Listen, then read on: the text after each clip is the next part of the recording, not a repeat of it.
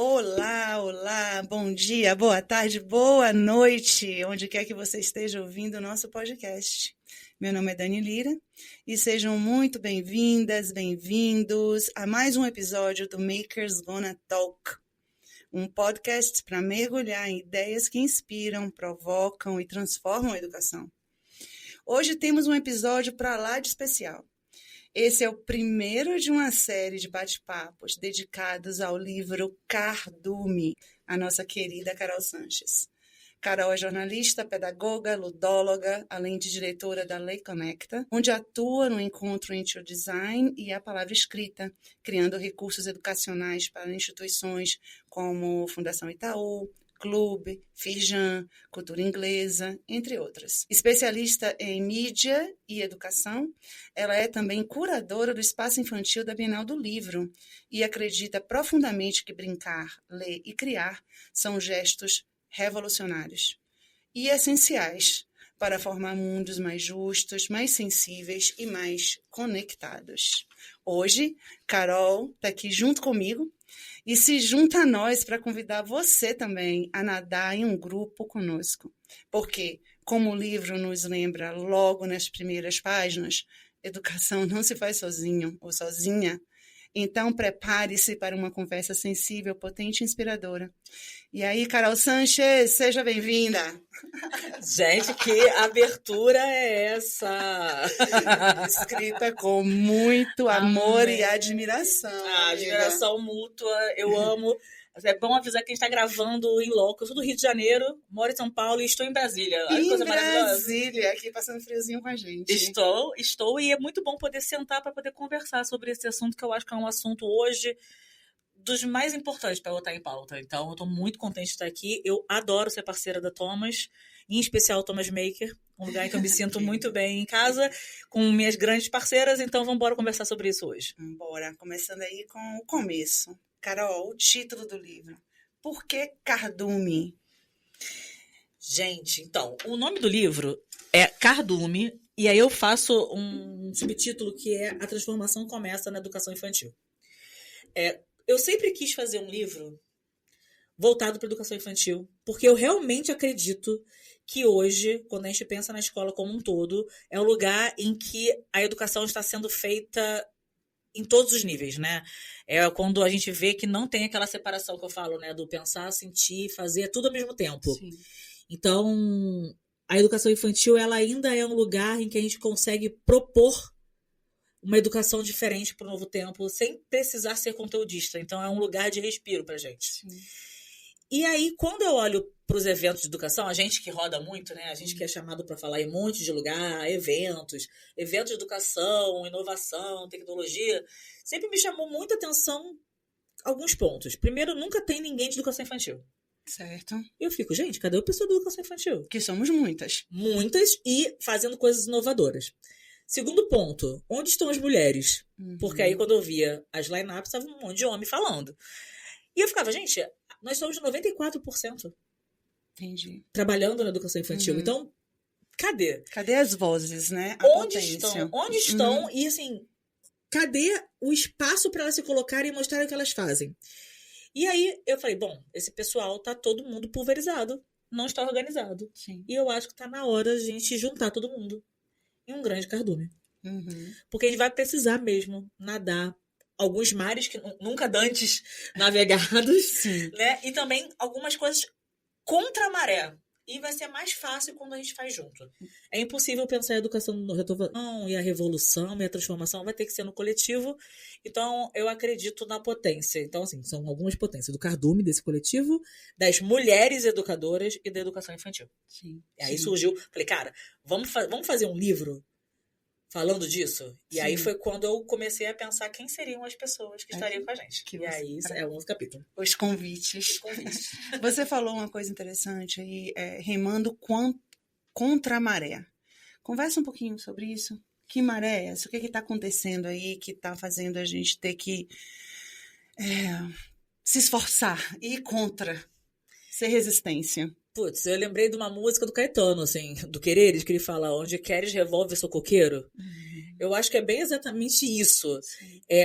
As pessoas estão querendo um tipo de escola muito destituídas de alma. Sim. Muito apenas na cognição. Assim, abrindo mão da subjetividade, da arte, do corpo. E a gente vê muita gente levando projetos prontos para as escolas, materiais didáticos completamente verticalizados, pasteurizados. As professoras cansadas, os professores. Um material... Cara, como é que a gente vai poder falar desses materiais, né? Muito complicado, assim. Que não são realistas também, não dialogam com ninguém. No final das contas, pra quê, né? Sim. Não tem um norte muito bem definido. E a invasão, obviamente, tech. Veja bem, eu não sou contra a tecnologia. Inclusive, só para lembrar, né? Que as pessoas costumam botar a tecnologia como sinônimo de digital. Uhum. E de inovação. Ainda tem Sim. isso, né? Só que tecnologia, livro é tecnologia. Caneta Sim. é tecnologia, né? Então, a questão não é a tecnologia. A questão é achar que o digital é a inovação. Sim. E na educação infantil, não é o digital que é a inovação. Uhum. A inovação está na construção de projetos narrativos colaborativos com as crianças. Sim.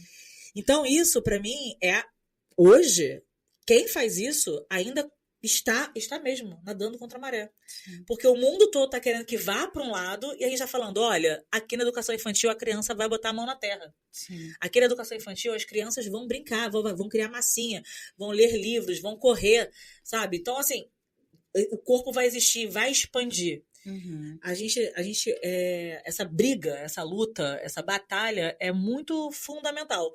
Então, de novo, eu acho que os projetos das escolas, muitas escolas por aí, são completamente inovadores. E a gente não conhece. Sim. A gente precisa conhecer. A gente não precisa ir para a Finlândia. A gente não precisa ir para Portugal. A gente não precisa ir para Singapura para pensar em projetos inovadores para o Brasil. Nós temos professores excelentes do país fazendo projetos incríveis. A gente precisa apenas se organizar para a gente poder se conhecer. Aí a gente volta para a questão do cardume. A gente precisa se juntar para poder fazer com que a educação infantil ocupe esse espaço de voz e de revolução na educação. Fantástico, Carol. É complicado, né? Eu sei que você tem um texto, Abrindo o Cardume, que é um texto que conversa muito comigo, assim, sabe? É um texto que me atravessou por muitas vezes. Eu já li umas 2, 3, 4, 5 vezes e cada vez é uma descoberta nova.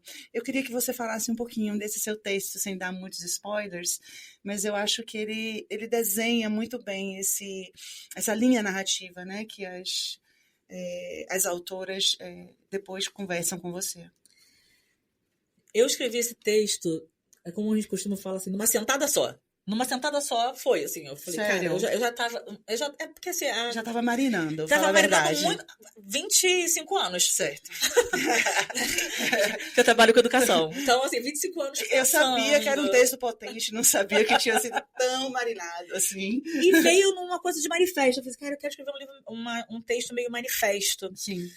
E eu tava lendo um filósofo, né, nigeriano, que eu faço referência no livro, porque ele traz uma questão que eu acho muito, para mim foi uma imagem muito forte, né, que é das formigas. Ele fala do espiral da morte. Eu nem conhecia isso. Não, eu não conhecia esse fenômeno. Aqui com o Cardume. Se jogar no YouTube, tem uns vídeos incríveis. Sério? Espiral da morte, formiga. Joguem lá, vocês vão ver. O que é isso? Quando uma formiga erra o caminho, né, quando eles dão comunicação não muito claras, elas começam a girar, até morrer. Nossa. Elas não conseguem quebrar o ciclo. Entendi. Raríssimas formigas conseguem. Sim. Né? E aí é chamado de espiral da morte.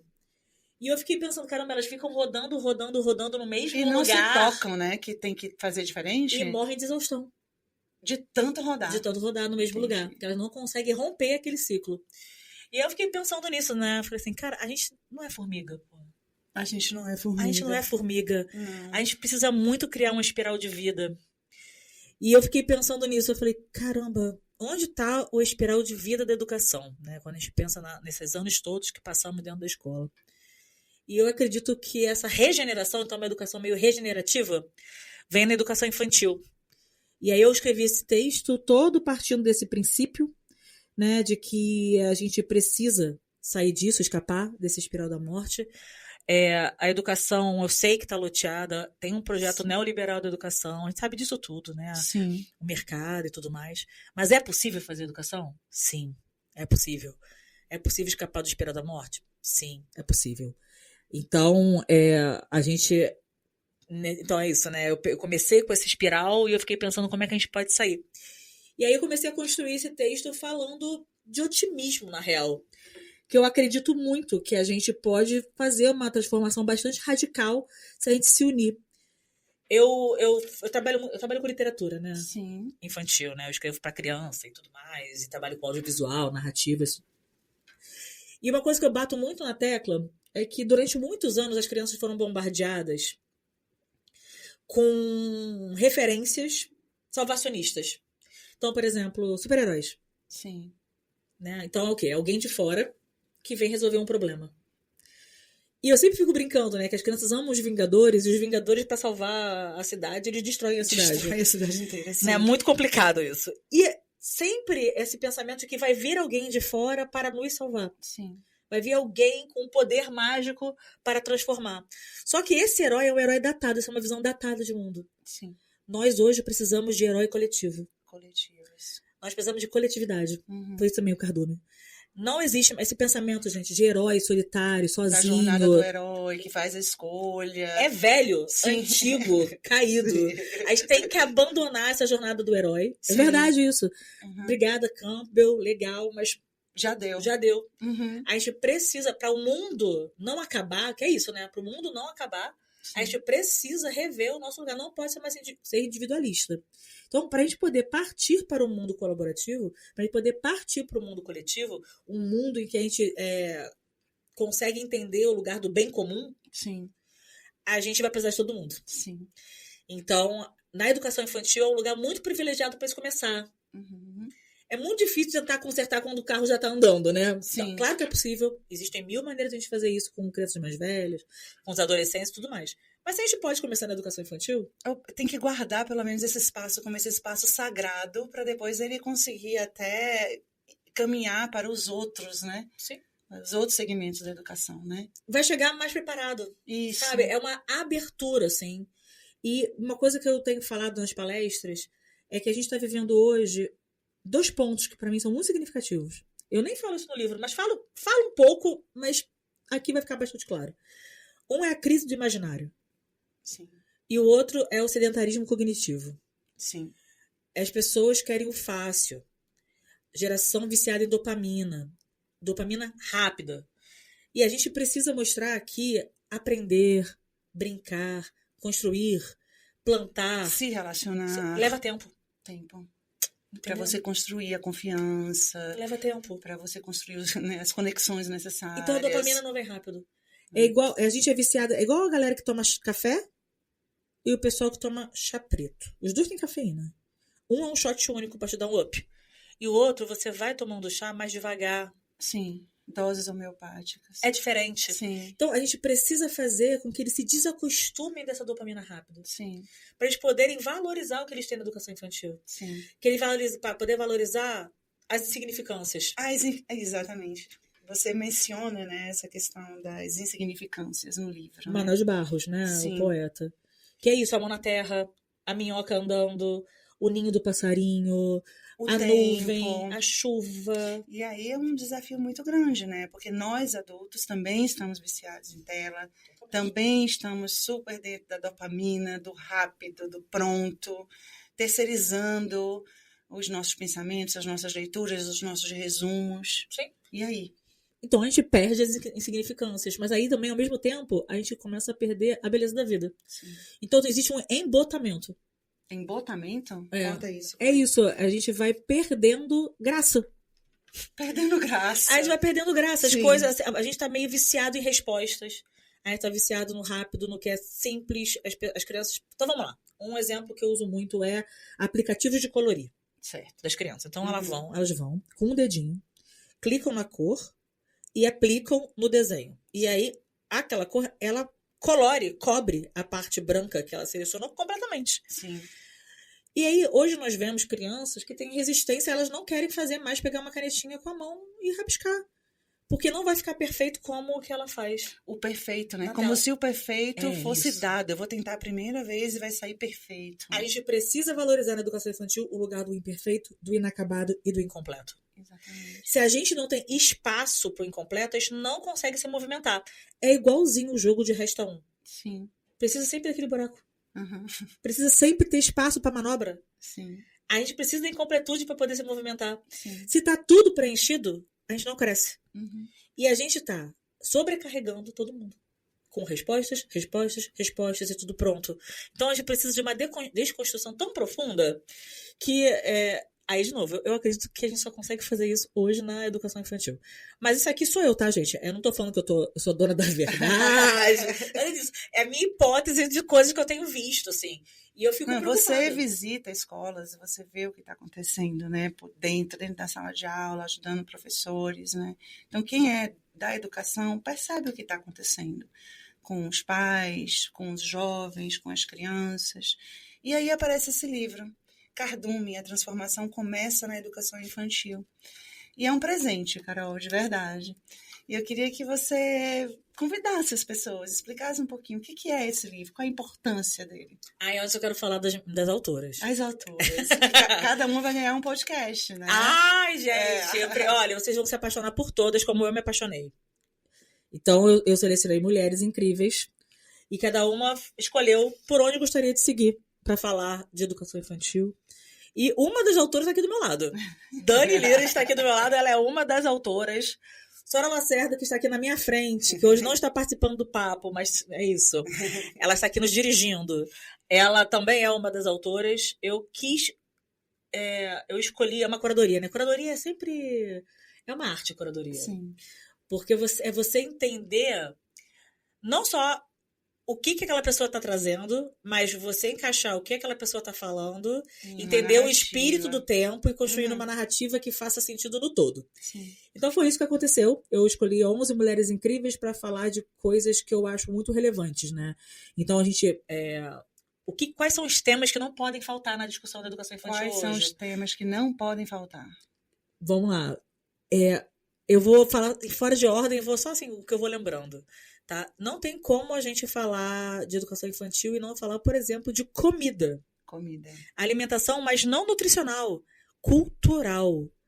Hoje nós temos crianças que não sabem. Quando a gente mostra para ela uma beterraba, ela não sabe o que é uma beterraba. Não sabe o que vem da terra. Não sabe.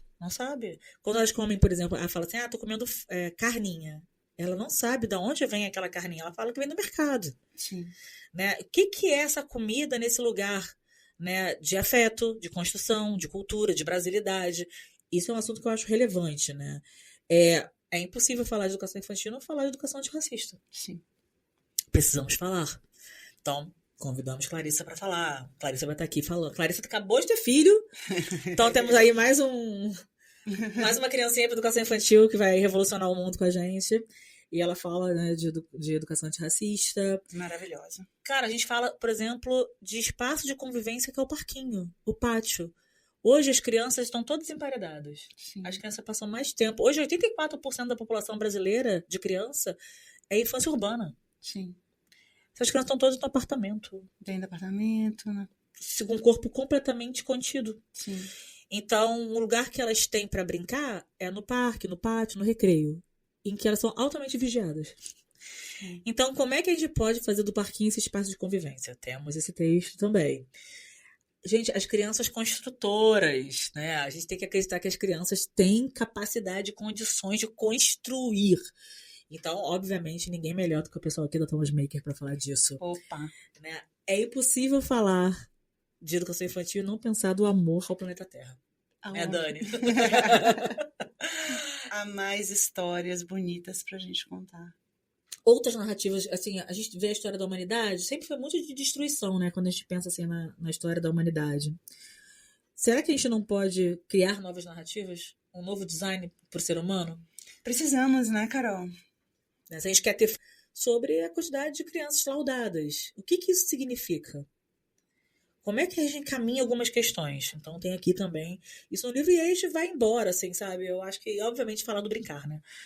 Então não tem como a gente também falar de educação infantil sem falar do lugar do brincar.